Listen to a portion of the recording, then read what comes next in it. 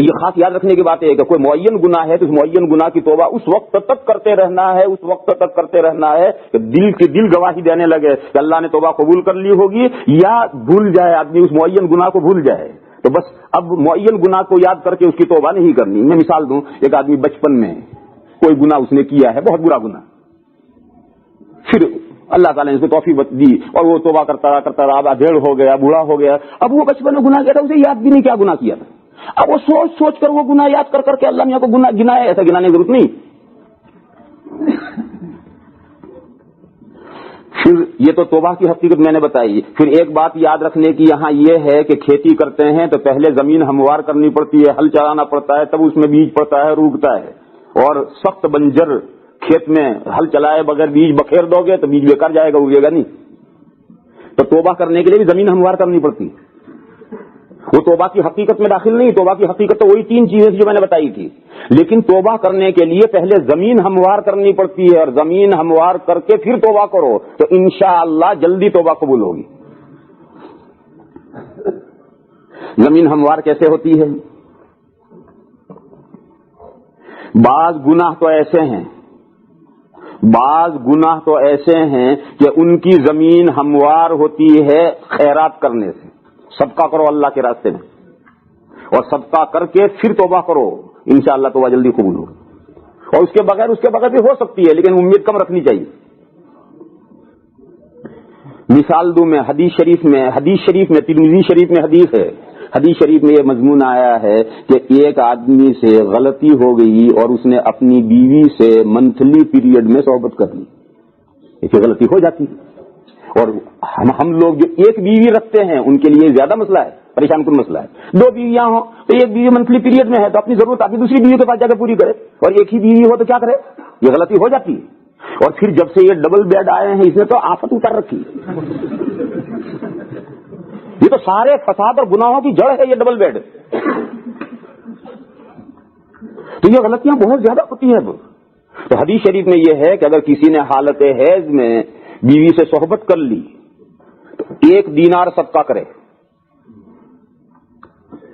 کب؟ جبکہ شروع دنوں میں اس نے صحبت کی ہو، ہے شروع ہوتا ہے تو شروع کے 3 دن لال خون آتا ہے، لال نہیں کالا، لال گہرا لال یعنی کالا سا خون، سیاہی کی طرف مائل خون آتا ہے اور بدبودار خون آتا ہے۔ اس زمانے میں اگر صحبت کر لی تو 1 دینار صدقہ کرے، اور آدھا زمانہ گزرنے کے بعد پھر خون کم بھی ہو جاتا ہے، ہلکا بھی پڑ جاتا ہے، اس کا رنگ بھی لال ہو جاتا ہے، اب کالا سا نہیں رہتا اور بدبو بھی زیادہ نہیں رہتی اس میں، تو اس زمانے میں اگر صحبت کی ہے تو آدھا دینار صدقہ کرے۔ دینار کیا ہے؟ دینار حضور کے زمانے میں 2 سکے چلتے تھے، ایک گولڈ کا ایک سلور کا، تو جو گولڈ کا سکہ تھا وہ دینار کہلاتا تھا، اور سلور کا جو سکہ تھا وہ درہم کہلاتا تھا۔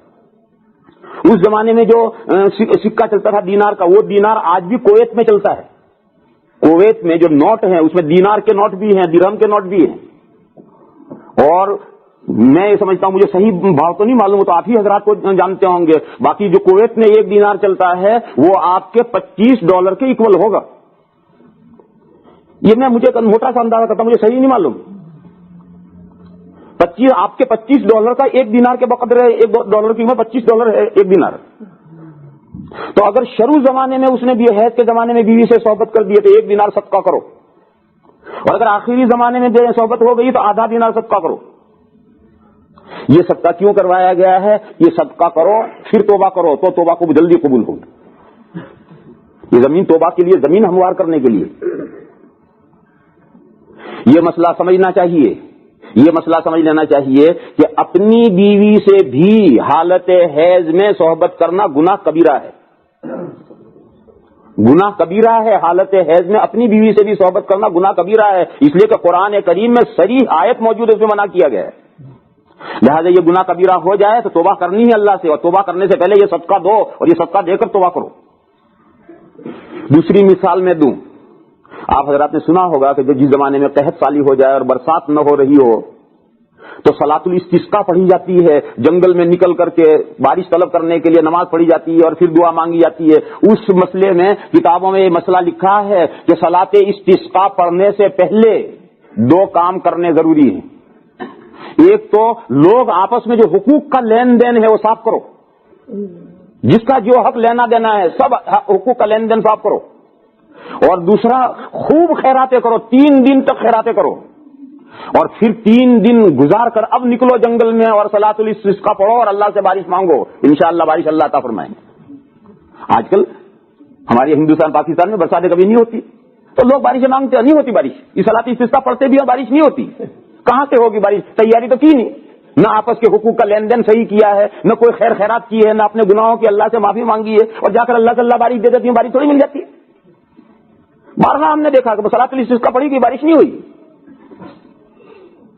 تو صلاۃ الاستسقاء کے لیے کتابوں میں, فقہ کی کتابوں میں یہ لکھا ہے کہ 3 چیزیں پہلے تیاری کرنا ضروری ہے. ایک تو حقوق کا لین دین صاف ہو جانا چاہیے, کسی کا کسی پر حق باقی نہیں رہنا چاہیے. تیسرا ہے کہ 3 دن تک لوگ خیراتیں کریں. کیوں؟ ان صدقۃ تطفئ غضب الرب, یہ صدقہ اللہ کے غصے کو ٹھنڈا کرتا ہے, اللہ کی ناراضگی کو کم کرتا ہے. اور تیسرا, اللہ سے اپنے گناہوں کی معافی مانگو, 3 دن تک گناہوں کی معافی مانگو, اور پھر ایسے 3 دن گزار کر پھر 3 دن کے بعد جنگل میں نکلو اور صلاۃ استسقاء پڑھو اور بارش مانگو, اللہ ضرور بارش عطا فرمائیں گے. اب ہم ڈھنگ سے تو مانگتے نہیں ہیں, اور پھر کہتے اللہ نے بارش نہیں دی, کہاں سے ملے گی جب تمہیں ڈھنگ سے مانگی نہیں. تو میں عرض کر رہا تھا کہ کچھ گناہ تو ایسے ہیں کہ جن کے لیے توبہ کرنے کے لیے زمین ہموار کی جاتی ہے صدقے کے ذریعے, خیرات کے ذریعے, اور کچھ گناہ ایسے ہیں کہ ان کے لیے زمین ہموار کی جاتی ہے اللہ کے ذکر کے ذریعے, اللہ کو یاد کرنے کے ذریعے. قرآن کریم میں یہ آیت پاک موجود ہے سورہ آل عمران میں کہ اللہ کے اچھے بندوں سے اگر کوئی ظلم ہو جاتا ہے اور کوئی گناہ ہو جاتے ہیں, ذکر اللہ فاستغفروا لذنوبہم, ذکر اللہ فاستغفروا لذنوبہم, وہ اللہ کو یاد کرتے ہیں پس اپنے گناہوں کی معافی مانگتے ہیں, اللہ کو یاد کرتے ہیں پس اپنے گناہوں کی معافی مانگتے ہیں. اسی آیت کریمہ کے میں سے مسئلہ نکال کر حضور نے صلاۃ التوبہ امت کو بتلائی. صلاۃ التوبہ کتابوں میں صلاۃ التوبہ ہوتی ہے, وہ صلاۃ التوبہ جو حضور نے حدیث میں بتلائی ہے وہ اسی آیت پاک سے نکالی ہے. کیونکہ اللہ نے یہ فرمایا ہے کہ اللہ کے نیک بندوں سے اگر کوئی گناہ ہو جائے تو وہ اللہ کو یاد کرتے ہیں پس توبہ کرتے ہیں. اللہ کے یاد کرنے کا سب سے بہترین طریقہ نماز ہے. تسبیح لے کر آپ بیٹھ جائیں, اللہ اللہ کریں, یہ بھی اللہ کو یاد کرنا ہے, لیکن اللہ کو یاد کرنے کا سب سے بہترین طریقہ جو ہے وہ نماز ہے. اسی لیے حضور نے فرمایا کہ اگر کوئی گناہ ہو جائے اور توبہ کرنا چاہو تو پہلے صلاۃ التوبہ پڑھو, اور صلاۃ التوبہ پڑھ کر پھر توبہ کرو.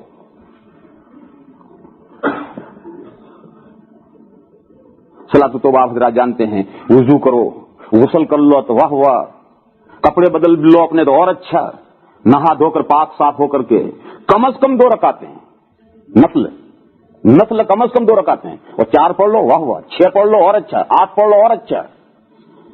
لوگ اس غلط فہمی ہے کہ صلاۃ التوبہ 2 ہی رکعت ہے, 2 ہی, یہی لفظ غلط بڑھایا ہے. صلاۃ التوبہ کم از کم 2 رکعتیں ہیں, لیکن اگر کوئی 2 کے بجائے 4 پڑھ دے تو اور اچھی بات ہے. 6 پڑھ لے, 8 پڑھ لے اور اچھی بات ہے, جتنا گڑ ڈالو گے اتنا میٹھا ہوگا. لیکن کم سے کم صلاۃ التوبہ 2 رکعت ہے, اور یہ 2 رکعت صلاۃ التوبہ پڑھ کر کے پھر اللہ کی بارگاہ میں توبہ کرنی ہے. تو یہ جو صلاۃ التوبہ ہے یہ مددگار بنتی ہے توبہ کی قبولیت میں.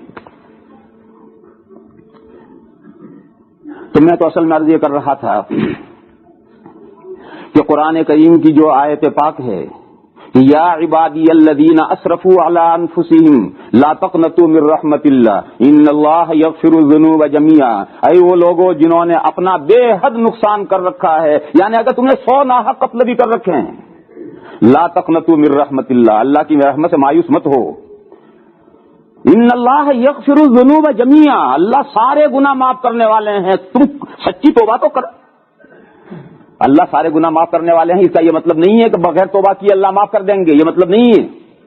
اس کا یہ مطلب نہیں کہ بغیر توبہ کیے اللہ معاف کر دیں گے. جیسے کہ ہمارے بہت سے بھائی اس غلط فہمی میں رہتے ہیں, مسلمانوں میں بہت سے بھائی ہمارے اس غلط فہمی میں ہیں کہ وہ نہ نماز پڑھیں, نہ روزے رکھیں, نہ دین کی کوئی عبادت, تو اللہ غفور رحیم ہے, اللہ ہمیں آخر میں بخش دیں گے. یہ غلط تصور ہے, یہ اس آیت پاک کا مطلب نہیں ہے کہ اللہ سارے گناہ معاف کرنے والے ہیں, بغیر توبہ کے معاف کر دیں گے آخرت میں, کیونکہ وہ غفور رحیم اس لیے معاف کر دیں گے. یہ آیت کا مطلب نہیں ہے. آیت کریمہ کا مطلب یہ ہے کہ تم نے اگر آسمان اور زمین بھر کر بھی گناہ کیے ہیں تو مایوس کیوں ہو رہے ہو, کرو توبہ. اللہ تو سارے گناہوں پر پانی پھیر دیں گے, سارے تمہارے گناہ دھو دیں گے, تم سچی توبہ کرو تو صحیح. یہ مطلب ہے آیت کریمہ کا. لہذا کتنے بھی گناہ آدمی نے کیے ہیں اسے مایوس کبھی بھی نہیں ہونا. موت سے پہلے، توبہ کا دروازہ بند ہونے سے پہلے، جب تک توبہ کا وقت ہے، اسے ہمیشہ اللہ کی رحمت سے امید باندھنی چاہیے اور سچی پکی توبہ کرنی چاہیے. وہ سارے ہی گناہ بخشنے کے لیے تیار ہیں. سب سے بڑا گناہ شرک ہے، اس شرک کو بخشنے کے لیے تیار ہیں. آدمی توبہ کر لے تو اللہ اس شرک کو معاف کر دیں. تو حضرت عبداللہ ابن مسعود رضی اللہ تعالیٰ عنہ نے فرمایا کہ یہ آیت کریمہ ارجا آیت، یہ بہت بڑی اللہ سے امید باندھنے والی آیت پاک ہے. اس سے جتنی امید باندھو اتنی باندھ سکتے ہو.